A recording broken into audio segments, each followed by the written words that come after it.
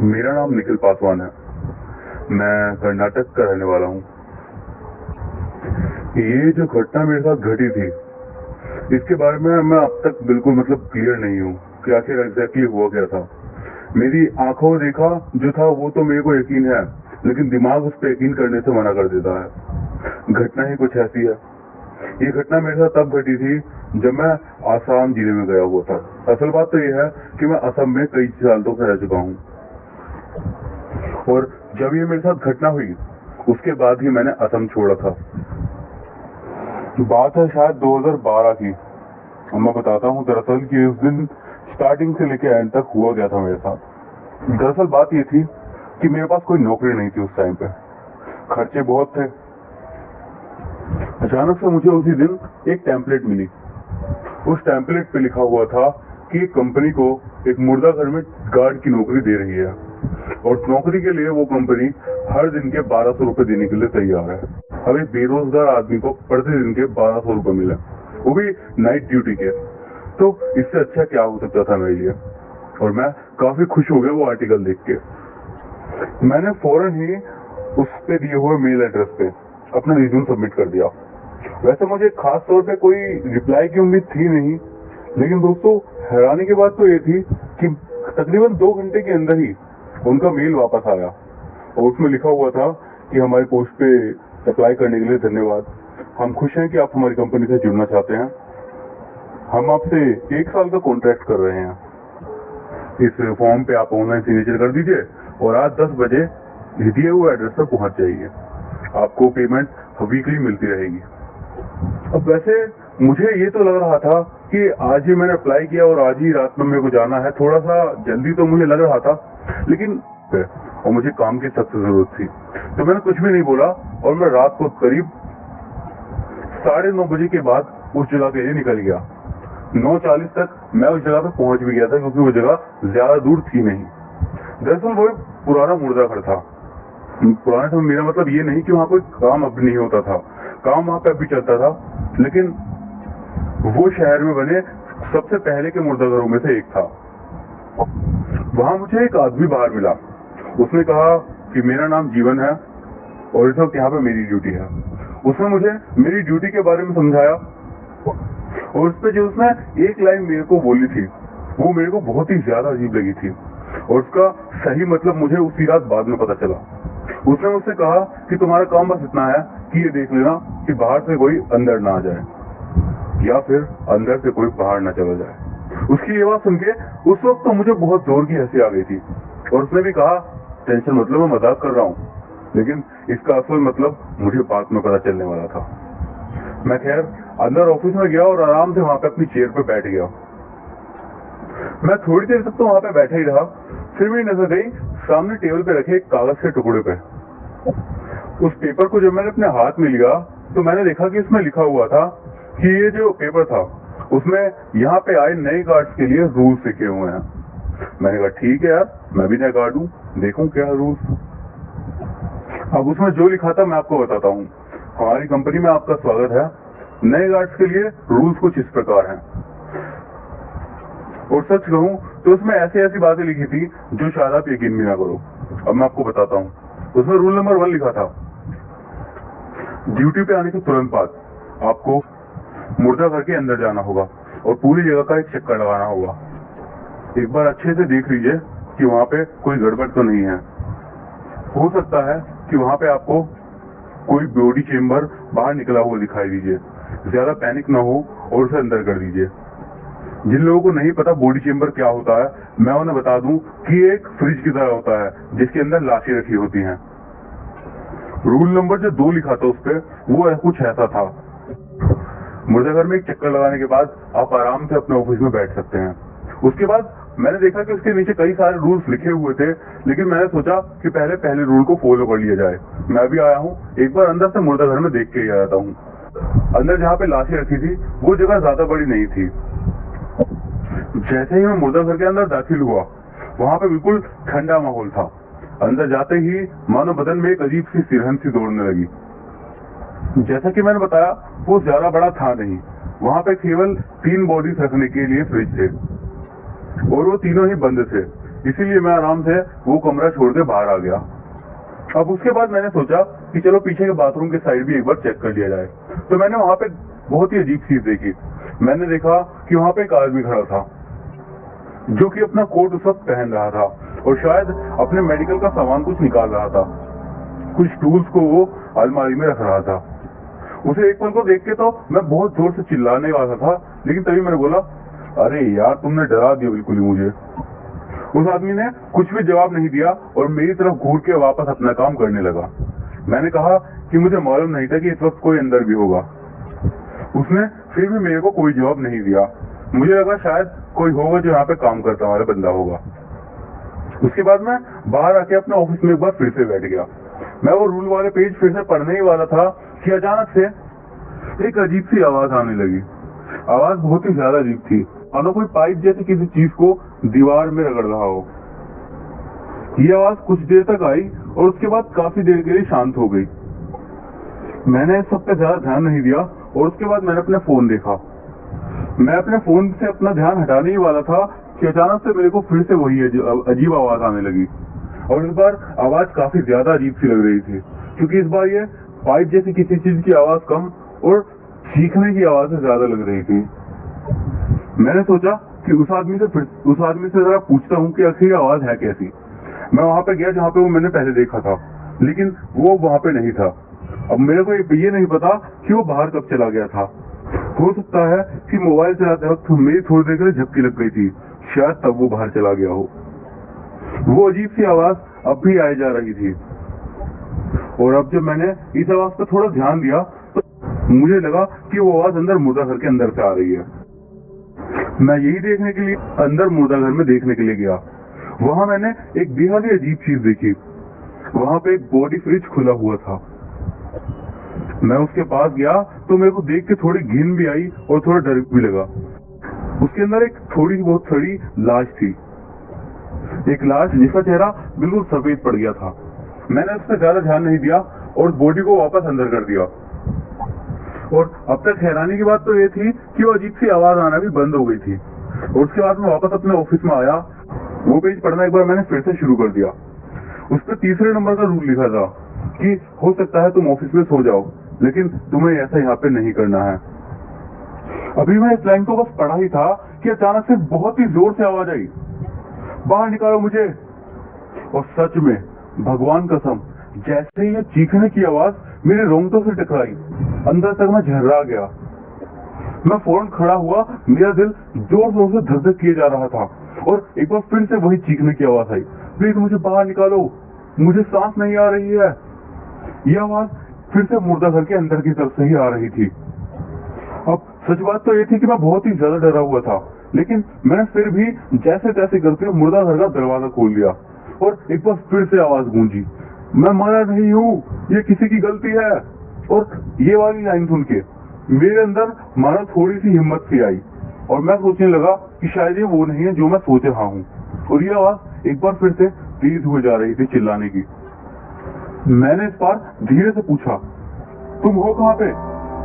और जो भी चीज थी जो वो आवाज कर रही थी, उसने एक बॉडी चेम्बर के अंदर से ही जोर जोर से नॉक करना शुरू कर दिया और चिल्लाना शुरू कर दिया, प्लीज मुझे बाहर निकालो, प्लीज। जैसे ही मैं उस बॉडी चेम्बर के पास पहुंचा और मैंने उसे बाहर निकाला, सब एकदम शांत हो गया। मेरे अंदर का खून मानो एक ही सेकंड में जम गया था और मैं उस ही जगह पे खड़ा रह गया था। मैं हिल नहीं पा रहा था जो मैंने अभी भी देखा था। मैंने देखा कि उस बॉडी चेम्बर के अंदर एक मिडिल एज आदमी की लाश पड़ी थी। मैं बहुत ही ज्यादा हैरान हो गया था और अब मेरे डर की कोई भी सीमा नहीं थी।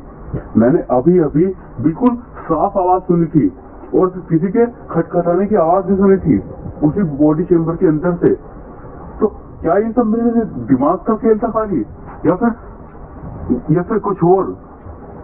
मैं भी यही सोच के परेशान था कि मैंने वो ड्रॉअर वापस अंदर बंद कर दिया और वहां से बाहर आया और फिर अपनी चेयर पे बैठ के एक गिलास पानी पिया।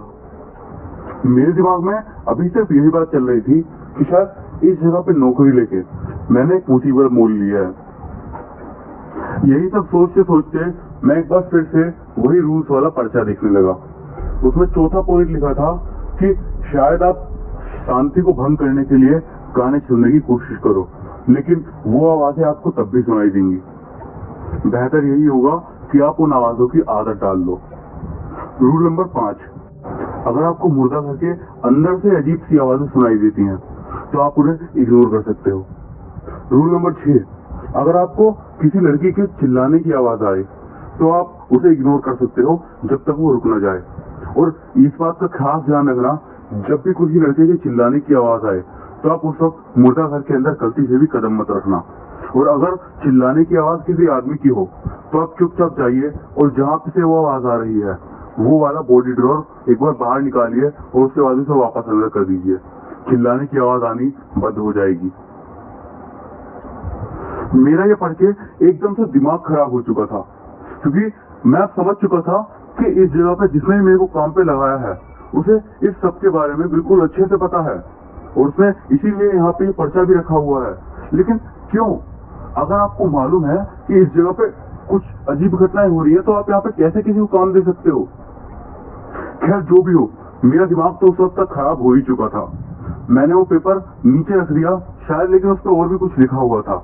लेकिन मेरी आंखें अब थोड़ी भारी हो गई थी। रात के तकरीबन 1:30 बज रहे थे। नींद के कारण मेरी आंखें बंद होने लगी और आखिरकार मैं सो ही गया। मुश्किल से 5 या 10 मिनट ही होंगे मेरे को सोए हुए। अचानक से मुझे मेरे कंधे पर किसी का हाथ फील हुआ और यह हाथ फील होते के साथ ही मैं एकदम झटके में उठा और पीछे देखने लगा, लेकिन पीछे मेरे कोई भी नहीं था। अब इस जगह पर मेरे साथ जो भी घटनाएं हो रही थी ये सुनने में काफी ज्यादा अजीब लग रही हैं और ऐसी बातें लग रही हैं जिन पे कोई भी विश्वास नहीं करेगा। लेकिन यकीन मानिए, अगर आपके साथ ऐसा कुछ भी होगा तो सच कह रहा हूँ, कोई भी नॉर्मल इंसान पागल हो जाएगा। और मेरा भी दिमाग खराब हो चुका था। इस घटना के बाद मेरी नींद तो उड़ ही चुकी थी। मैं चुपचाप वहां पे बैठा रहा और उसके बाद मैं वहां पे बाथरूम के अंदर गया। थोड़ी बहुत देर बाद फ्रेश होकर जब मैं बाहर आया तो मैंने ध्यान दिया कि अब सुबह के 4 बज चुके हैं और अब ज्यादा समय नहीं है मेरी शिफ्ट खत्म होने में। मैं भी इस बात पर फैसला लेने की सोच रहा था कि क्या मुझे अब भी इस जगह पे काम करना चाहिए। अगर मैं काम छोड़ता हूँ तो मैं एक बार फिर से कंगाली की दलदल में डूब जाऊंगा। मेरी नजर अचानक से उस पेपर पे लिखे हुए आखिरी पॉइंट पे गई और सच कह रहा हूँ, जो मैंने पढ़ा था उसे पढ़ने के बाद तो एक पल को तो मेरा टॉयलेट मेरी पैंट में निकलने वाला था, लेकिन मैंने जैसे तैसे खुद को रोक लिया। उस पर रूल नंबर 7 लिखा था कि मुर्दा घर में काम करने वाले सभी लोग 10 बजे से पहले ही यहाँ से निकल जाते हैं। तो अगर आपको रात के टाइम में कोई भी इंसान कोट पहने हुए दिखे तो उससे बात करने की बिल्कुल भी कोशिश ना करें। मेरे हाथ से वो कागज का टुकड़ा नीचे गिर गया और पास ही में रखा पानी का गिलास भी मैंने हाथ मार के नीचे गिरा दिया। मेरा दिमाग बहुत ही ज्यादा खराब हो गया था। मुझे डर इतना ज्यादा लग रहा था कि मैं आपको शब्दों में बता नहीं सकता। लेकिन पता नहीं क्या हुआ, मुझे समझ नहीं आ रहा कि मुझे हुआ क्या था कि मैं उसी दरवाजे के पास गया जो कि बाथरूम की ओर जा रहा था। और जैसे ही मैंने बाथरूम का दरवाजा खोला, मानो मेरे शरीर से जान ही निकल गई मेरी। सामने वही कोट पहना हुआ इंसान खड़ा था। उसका मुंह नहीं दिख रहा था, वो बस सामने की ओर मुंह नीचे मुंह झुकाए खड़ा था। उसको इस तरीके से देख के, और अब मुझे पता भी था कि वो कोई इंसान नहीं है, मेरी हालत बहुत ही ज्यादा खराब हो गई और मैं अपने शरीर को रोक नहीं पाया। और उसे देखने के बाद मैं आखिरकार चक्कर खा के वहीं पे बेहोश हो गया। वो तो भगवान का शुक्र है कि मैं सुबह तक जिंदा बच गया। जब सुबह सुबह मेरी आंख खुली तो मैंने देखा कि एक साथी गार्ड आया था जिसकी सुबह सुबह की शिफ्ट थी। उसको मैंने सारी बात बता दी। इन सारी घटनाओं को वो ऐसे सुन रहा था मानो ये उसके लिए पहली बार नहीं हो। और ये सब सुनने के बाद उसने सिर्फ इतना कहा कि क्या साहब जी, अगर आपको 600 रुपए वाली नौकरी में 1200 रुपए हर दिन के मिले तो कुछ न कुछ घपला तो होगा ही ना। मैं समझ गया था कि उस मुर्दा घर में बहुत ही ज्यादा गड़बड़ है। मैंने तभी वहां पे उसी वक्त वहां से निकल गया और मैंने मेल करके उन्हें मना कर दिया कि मैं वहां पे काम नहीं करूंगा और मैंने वो जॉब छोड़ दी। मेरा दिमाग उस घटना से इतना ज्यादा हिल गया था कि मैं फौरन अपने गांव अपने घर आ गया था वापस कर्नाटक में। और उस घटना के बाद से मैं वापस आज तक कभी भी आसाम नहीं गया हूँ। और सच कहूँ तो मैं वापस वहां पे जाना भी नहीं चाहता। तो दोस्तों, ये थी हमारी आज की पहली कहानी। अगर ये स्टोरी पे आपको अच्छी लगी हो तो इस वीडियो को लाइक कर दीजिए। अब हम बिना टाइम वेस्ट किए बढ़ते हैं आज की अगली कहानी की ओर। ये कहानी थोड़ी डिस्टर्बिंग है और एक सब्सक्राइबर की भेजी हुई है, लेकिन ये कहानी कुछ इस तरीके की है कि मैं उस बंदे का नाम आपको नहीं बता सकता और ना ही इस कहानी में आए किसी भी कैरेक्टर का नाम मैं आपको बता सकता हूँ। इसीलिए मैं अब सीधा कहानी को उसी के नजरिए से बताना शुरू करता हूँ। ये जो घटना मैं आपको बता रहा हूँ, ये एक ऐसी बेहद ही डरावनी और अजीब सी घटना है जिसे मैंने अपनी आंखों से महसूस किया है और अपने कानों से सुना भी है। ये एक ऐसी घटना है जिसे आज भी हमारे यहाँ के सभी लोग अपने बच्चों को रात में सुना के डराने के लिए इस्तेमाल करते हैं। अब मैं आपको बताता हूँ कि आखिर असल घटना है क्या। ये बात है 2004 की। उस टाइम पे मेरा एक दोस्त था और उसकी एक चाची भी थी। दरअसल बात ये थी कि उनके पति की मौत हो गई थी और पति की मौत के बाद उसकी चाची गलत रास्ते पे निकल गई थी।